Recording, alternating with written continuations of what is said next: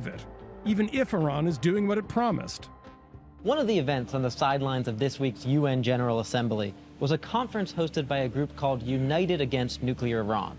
It involved a cast of big names in U.S. foreign policy and politics, David Petraeus, Jeb Bush, Joe Lieberman, taking turns bashing Iran and highlighting the shortcomings of the nuclear deal, also known as the Joint Comprehensive Plan of Action, or the JCPOA. The agreement almost at times to me to seem to be more of an objective to get an agreement than to get an agreement that really accomplished the purposes for which the sanctions were adopted. But while the speakers here took issue with the deal, what they actually talked about was something a little bit off subject: the nefarious role that Iran plays around the Middle East. This is former ambassador to the UN, Mark Wallace, the CEO of the organization.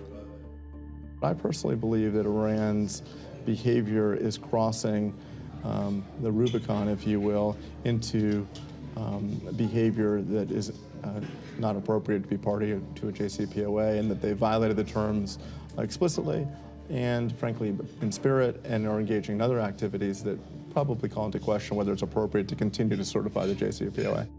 Even some of the deal supporters would agree with parts of this. In recent years, Iran has spread its influence far and wide, building up Hezbollah as an elite fighting force in Lebanon and Syria, and backing rebel forces in the civil war in Yemen.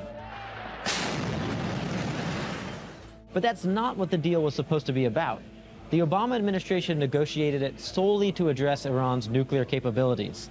That was a key to the agreement's success. And yet the administration did suggest that the deal might lead Iran to play more nicely with its neighbors.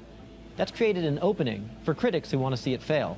What reasonable American would not say, Iran, Ayatollah, nuclear weapon, death to America, bad combination? And I think because of the charged political atmosphere, I think that there was an overselling that took place with the JCPOA. And we try to point that out in the opposition.